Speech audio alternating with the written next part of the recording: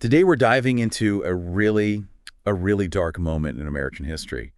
The 1963 bombing of the 16th Street Baptist Church. Yeah, it's a story that's really stayed with the nation. Yeah. That horrific act of terrorism. Absolutely. Birmingham, Alabama, 1963.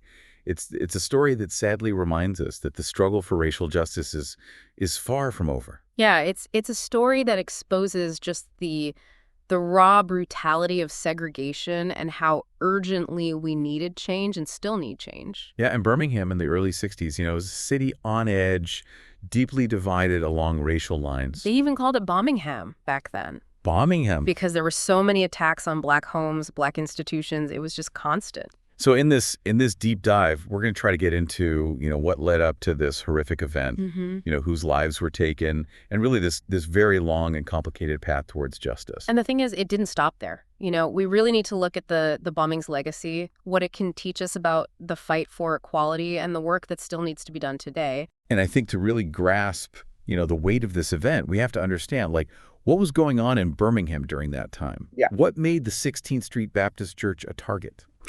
Well, the church was, obviously it was a house of worship, but it was also a cornerstone of the Black community, right? Like a safe haven, a meeting place, this real symbol of hope. And from what I understand, it was also a central place for civil rights activism. A lot of organizing was done there. Yeah, absolutely. You had leaders, huge names like Martin Luther King Jr., Fred Shuttlesworth, James Bevel, all speaking at the church, galvanizing the movement. And it became this very visible symbol of resistance, which sadly also made it a target for white supremacist groups. Like the Ku Klux Klan? Exactly. The Klan, who were absolutely vehemently opposed to, integration and the whole fight for civil rights. And we can't forget, the role of Bull Connor, Oh, yeah. the public safety commissioner. Right. What a character. He was a staunch segregationist and infamous for those images, those newsreels of him using fire hoses and police dogs on peaceful protesters. Including children? Yeah.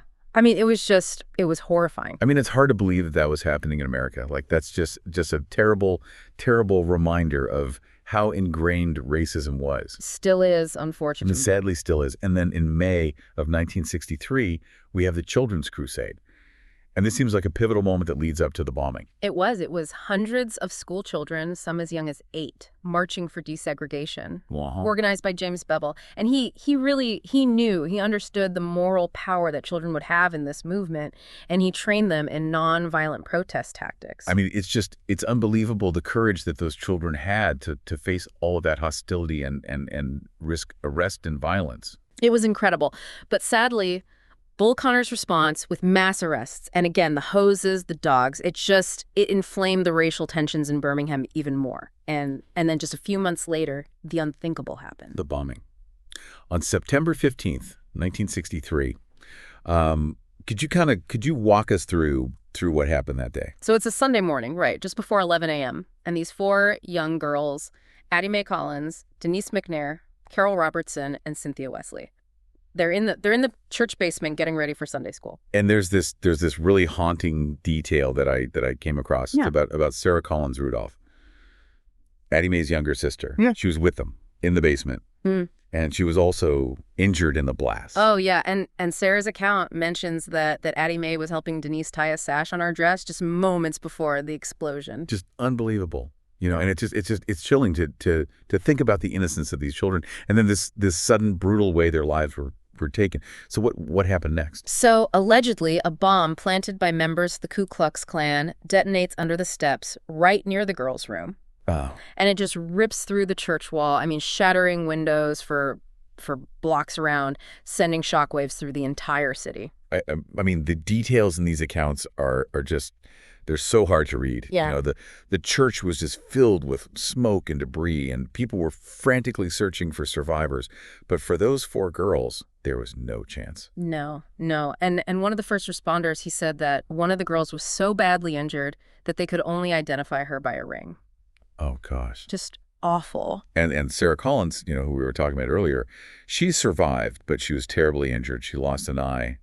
And to this day, she still has pieces of glass embedded in her body. And she's come to be known as the fifth little girl. The fifth little girl. Just carrying the physical and emotional scars of that day. It's unimaginable what she and the families of the other victims have had to endure. What was the immediate aftermath of the bombing? Like, what happened? Well, sadly, it pushed the city into further chaos. I mean, the bombing sparked riots, the Black community fueled by grief and outrage, clashing with police. Governor George Wallace had to call in the National Guard to even try to restore order.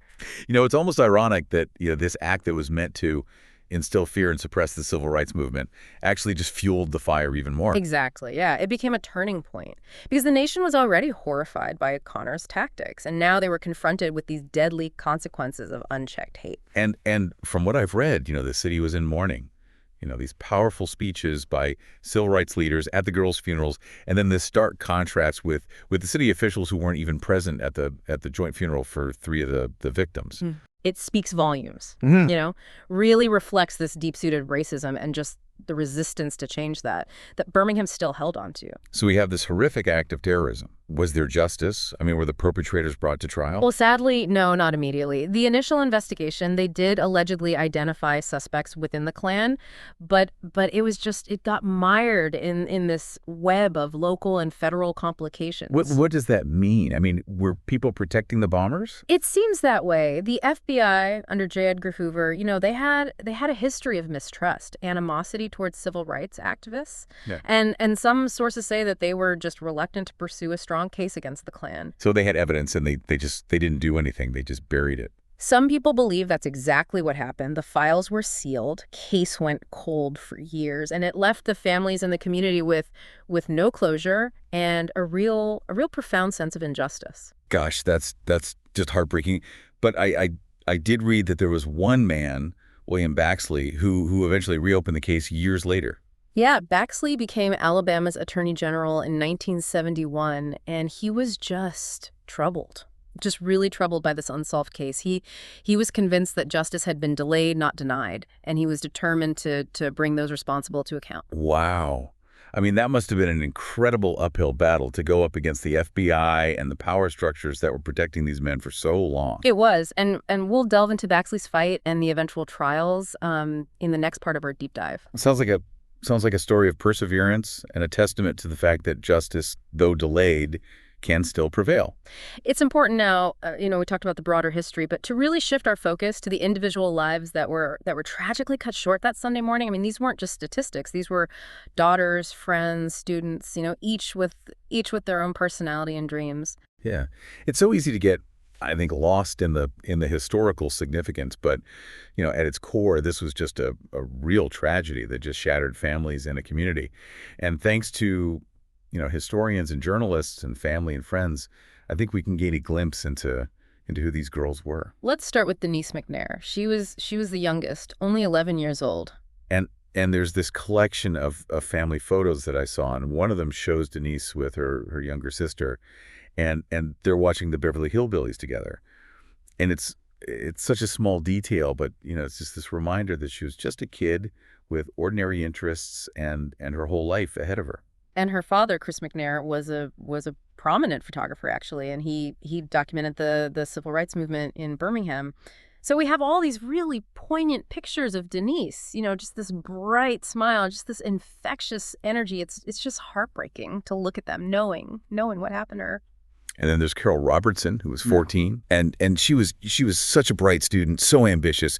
She excelled at academics and music. Yeah, and there's this school yearbook where they highlight, all of Carole's accomplishments. I mean, she played clarinet, she was in the marching band, she was in the Girl Scouts, Jack and Jill of America. I mean, clearly this young woman was driven to make a difference. It's so tragic that she didn't get that opportunity. And then Cynthia Wesley, also 14. She was known for her personality, just her vibrant personality, her love of dancing. Oh, yeah. Her friend, Carolyn Mall McKinstry, who wrote a memoir about those days, she describes Cynthia as someone who just, brought joy to everyone she met, like this social butterfly, always surrounded by friends. And lastly, Addie Mae Collins, Sarah Collins, Rudolph's older sister. And Addie Mae, from what I read, she was known for being quiet and kind, and she loved making clothes. She was a talented seamstress, which is especially poignant, knowing that she was helping Denise with her dress sash moments before the bomb exploded. It's unbelievable. The loss of these four girls, just it left such a hole in their families and the community. And of course, as we mentioned earlier, Sarah Collins Rudolph, who survived, still bears the scars, both physically and emotionally from that day. Oh, absolutely. Sarah's story it's one of incredible courage and resilience, but it's also one of immense pain. She's talked about, the ongoing medical expenses and the emotional toll that the bombing has taken on her life. And she's also been very vocal about her fight for compensation from the state of Alabama. Yeah. Arguing that they bear some responsibility for the climate of hate that led to the bombing. And her husband, George, he's expressed a lot of frustration about the state's inaction. I mean, he compares her situation to the victims of 9/11, the Boston Marathon bombing, who all received government compensation. Yeah. And it does raise a lot of questions, about what does true justice look like, and how do we adequately acknowledge the suffering of victims and their families. And I know there's this legal argument for why victims' families should pursue civil litigation even, decades after an event like this has occurred. Yeah, that's right. I mean, while the criminal trials of some of the alleged perpetrators did, bring a degree of accountability, I mean, civil litigation offers a different avenue, I think, for seeking justice. What would be the purpose of such a lawsuit, especially given that some of those responsible are dead now? Well, civil litigation isn't just about punishment. It's also about acknowledging the harm, assigning responsibility, and trying to provide some measure of restitution. Yeah. And even if the perpetrators are, deceased or don't have the means to pay, a successful civil suit can achieve some really important goals. What would those goals be? What could families hope to achieve through a lawsuit? Well, first of all, I think it establishes a historical record. It formally acknowledges the wrongdoing, and that can be incredibly validating for the families. Yeah. Affirming that their loved ones didn't die in vain and that those responsible are held accountable in a court of law. Yeah. So it's really about more than just the financial aspect. It's about truth and recognition. Exactly. And also a civil suit, it can uncover information or evidence that wasn't known before. Yeah. It can help fill in the gaps in the historical record and give us a more complete understanding of what led to the bombing. So it's a way to seek the truth, to maybe reveal information that was suppressed or ignored during those initial investigations. Precisely. And finally, even if the defendants don't have a lot of money, a civil judgment, it can have symbolic value. I mean, it sends a message that these acts of hate and violence, they won't be tolerated. And those who commit them, they will be held accountable, even decades later. Yeah. So it's about setting a precedent, deterring future acts of violence. And the financial aspect, well, important, maybe isn't always the primary goal. Right. In cases like this, civil litigation, it can be this powerful tool for seeking justice and promoting healing and really just making sure that the victims and their stories aren't forgotten. And it's a reminder that the fight for justice is really a marathon, not a sprint, and that there are multiple avenues for pursuing accountability and achieving a measure of closure.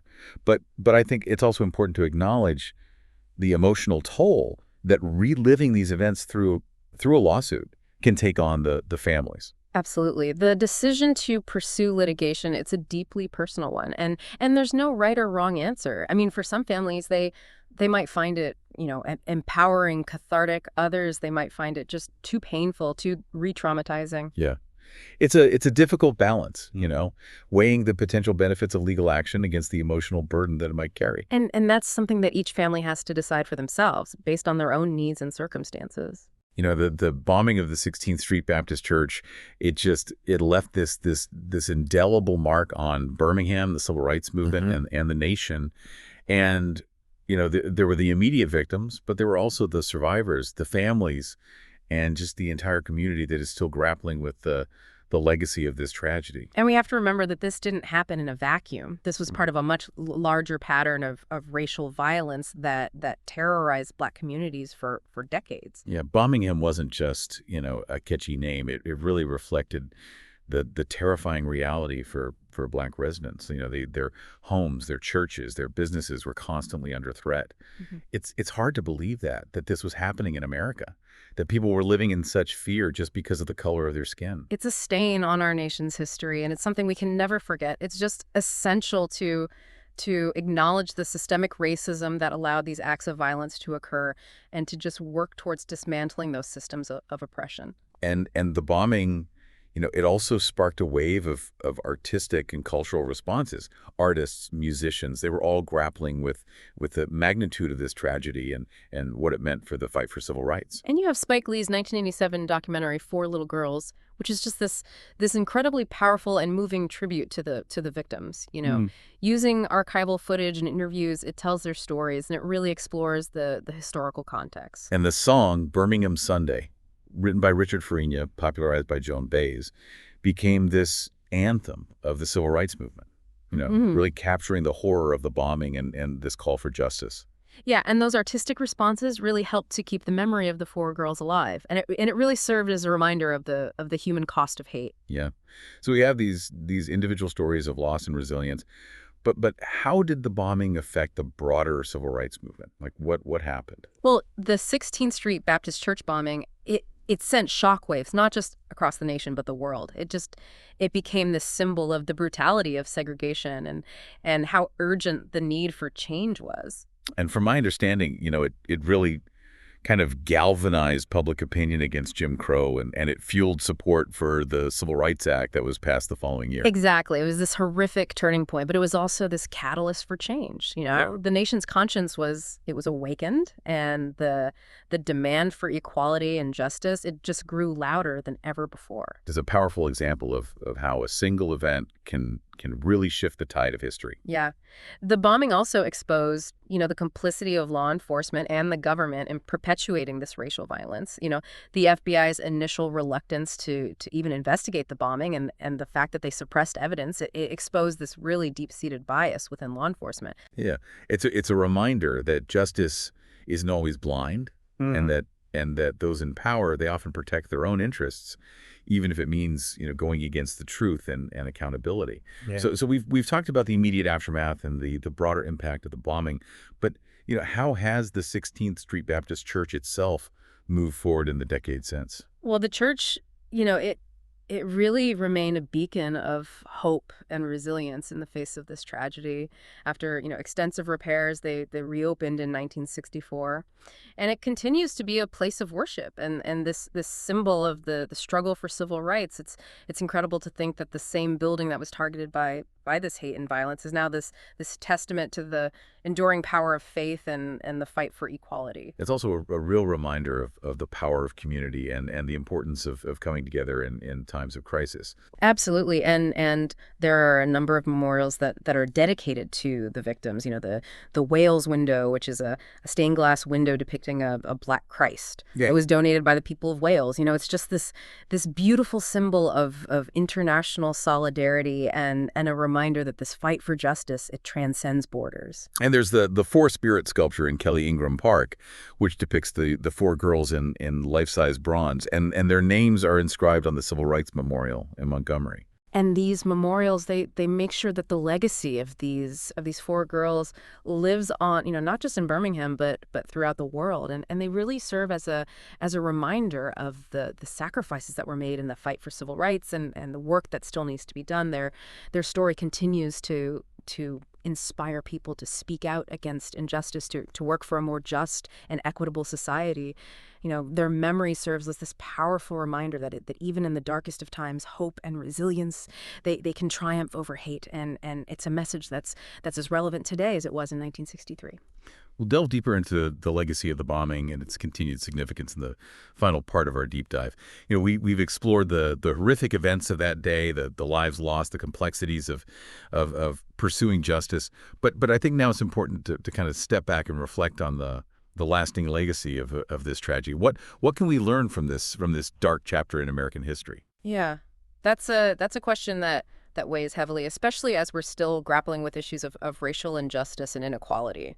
I mean, the 16th Street Baptist Church bombing, it's a stark reminder of just the impact of hate and prejudice and how important it is to confront these issues head on. And I think it also just underscores the need for remembrance and education. We can never forget the victims of this tragedy and the countless others who suffered under this brutal system of segregation. Absolutely. I mean, teaching future generations about these events, no matter how painful they are, it's just crucial. It's through understanding the past that we can work towards a more just and equitable future. One of the sources I came across that I found particularly disturbing was a collection of letters written by Robert Chambliss from prison. And they offer this really kind of disturbing glimpse into the mind of a white supremacist and his just unrepentant views. Yeah, and what's so striking about those letters is just the complete lack of remorse. He remained defiant, just clinging to his racist beliefs even after he was convicted for his role in the bombing. It's chilling to realize how deeply ingrained hate can be and how resistant it is to change.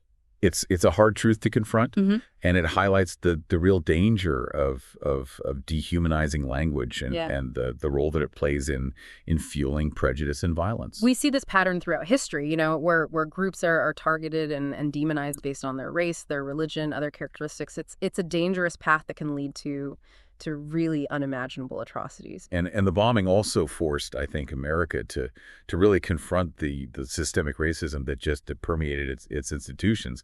The FBI's initial reluctance to even investigate the bombing and their suppression of evidence. I mean, it just exposed these deep-seated biases that were just within law enforcement. Right. It's a reminder that justice isn't always blind, and those in power, they often protect their own, even if it comes at the expense of truth and accountability. And the bombing also sparked, I think, a national conversation about the limits of free speech, especially when it comes to hate speech. Some people argued that the KKK's rhetoric, which demonized Black people and incited violence, I mean, it contributed to this climate of hate that led to the bombing. And it's a debate that continues to this day. Some people advocating for stricter limitations on hate speech, while others, they defend it as a matter of free expression. It's a complex issue with no easy answers, but I think what's clear is that words have power. They can be used to both inspire and to destroy. And the 16th Street Baptist Church bombing, I think it highlights the power of civil litigation and seeking justice, even when criminal prosecution is delayed or impossible. Yeah, I mean, in this case, it took decades for all of the alleged perpetrators to be brought to trial. And one of the suspects, Herman Cash, he died before he could be charged. But even in those cases, civil lawsuits can offer some measure of accountability and a sense of closure, I think, for the families. Exactly. They can expose the truth, hold individuals and institutions accountable, and provide some financial compensation to the victims and their families. It's about acknowledging the harm that was done and taking steps to repair the damage. And Sarah Collins Rudolph's ongoing fight for restitution for the state of Alabama, I think, is a really powerful example of this. She's arguing that the state's segregationist policies and rhetoric created the conditions that led to the bombing. Right. It's a reminder that justice isn't just about punishment. It's also about taking responsibility, making amends, and working towards reconciliation. And the bombing also had this profound impact on the lives of those who witnessed it or were connected to the victims, even if they weren't directly injured in the blast. And we see that in the stories of people like Carole and Ma McKinstry, Cynthia Wesley's friend, who just barely escaped the bombing, but she's carried the trauma of that day with her for years. Yeah, she wrote this really powerful memoir about her experiences, and it highlights the just long-lasting impact of an event like this. Right. It's just a reminder that the effects of violence, they just ripple outwards, touching the lives of so many, beyond those immediately harmed. The bombing also had a significant impact on the life of Patrick Smith, who was the nephew of Robert Chambliss. Mm-hmm. And Smith, who was a transgender man, he bravely testified against his uncle, even though he had faced years of intimidation and threats from Chambliss. It's an incredible story of courage, and it's a real testament to the power of conscience, even when you're facing, family ties and personal risk. Absolutely. And Smith's story, I think, also kind of intersects with this other important historical movement, the fight for LGBTQ plus rights. His journey of transitioning and becoming an advocate for LGBTQ plus equality, it just adds this whole other layer of complexity to the legacy of the bombing. Yeah, it shows how these different social justice movements, they're often intertwined, and how the fight for equality, it takes many forms. And it underscores, I think, the importance of intersectionality. Right. Recognizing that people's identities and experiences are complex and multifaceted. Yeah. So what does it all mean? What can we take away from the 16th Street Baptist Church bombing all these years later? Well, I think it's a story of both tragedy and resilience. It's a reminder of how cruel humans can be, but also this enduring power of hope and love and the pursuit of justice. And it's a story that challenges us, I think, to confront hate and prejudice in all its forms, to stand up for those who are marginalized and oppressed, and to really just work tirelessly for a more just and equitable society. And those four girls who lost their lives that day, they became symbols of the civil rights movement, and their deaths galvanized the nation's conscience and helped to pave the way for some significant legal and social change. Their legacy lives on, in the countless individuals who continue to fight for equality and justice and are inspired by their sacrifice. Yeah, the 16th Street Baptist Church bombing, it's a story that needs to be told and retold, not just as a history lesson, but as this reminder of our shared humanity and our responsibility to create a world where these tragedies never happen again. It's a powerful message. Thank you for joining us for this deep dive into one of the most pivotal moments in the civil rights movement. We hoped this conversation has inspired you to learn more about the 16th Street Baptist Church bombing and its impact on our nation. And we encourage you to keep exploring these issues, to have these open and honest conversations about race and inequality, and to just work for a future where every person is treated with dignity and respect. And don't forget to like, comment, and share this episode with your friends and family. We believe these conversations are really crucial to building a more just and equitable world. And be sure to subscribe to our channel for more deep dives into fascinating and important topics. Until next time, keep learning, keep questioning, and keep striving for a better tomorrow.